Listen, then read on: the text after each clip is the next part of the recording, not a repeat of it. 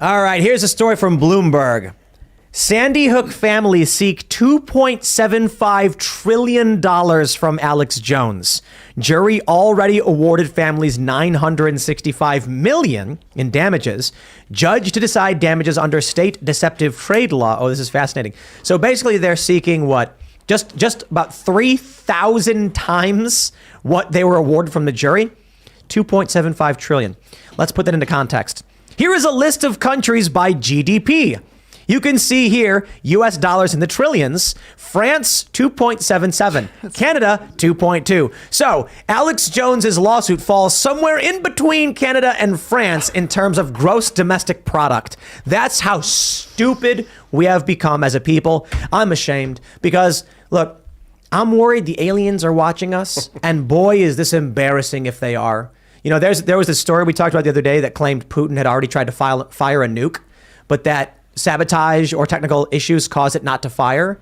And I'm like, well, the only solution to that, or the only answer as to why that's happening is aliens. You know, as soon as he pressed the button, the aliens deactivated. Well, that's the conspiracy theory, right? That aliens stopped us from firing nukes. I'm just saying, the whole world, everything that humanity is, we are becoming a clown show. That's how stupid this is. So I think we can take this back. You know, we can end this easily. Going back to the late 1700s, Congress shall make no law abridging freedom of speech. Now, back in those days, that only applied to Congress, right?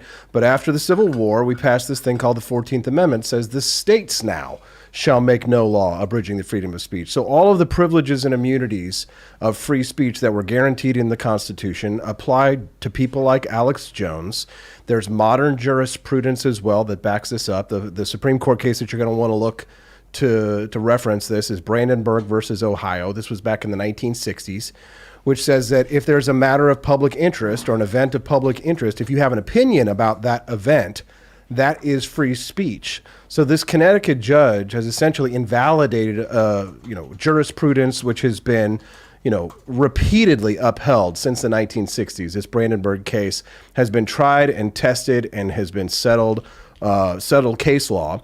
So Alex Jones, I think, goes to the Supreme Court and wins. I don't think it gets tossed out on appeal. I think it goes to the Supreme Court, and I think that they look at the Brandenburg case and then they throw this out entirely. let me read this from the story. It says the family said they're entitled to that amount, 2.75 trillion, because Jones broke a state law barring the sale of products using false statements. They reached the sum by multiplying the state law's $5,000 per violation fine by the 550 million social media exposures Jones's audience received on his Facebook, YouTube, and Twitter accounts in the 3 years following the Sandy Hook incident.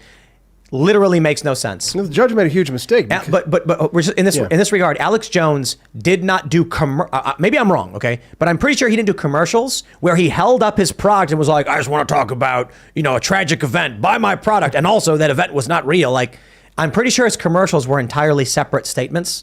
It would be like if, we have BioTrust sponsors the show, as if they would be liable because I make a claim about Joe Biden on the show and that's selling the product. That's nonsense. The law is supposed to be, if I said something like, this water keeps tigers away, $100, Ian, you want to buy it? Well, I don't see any tigers, do you?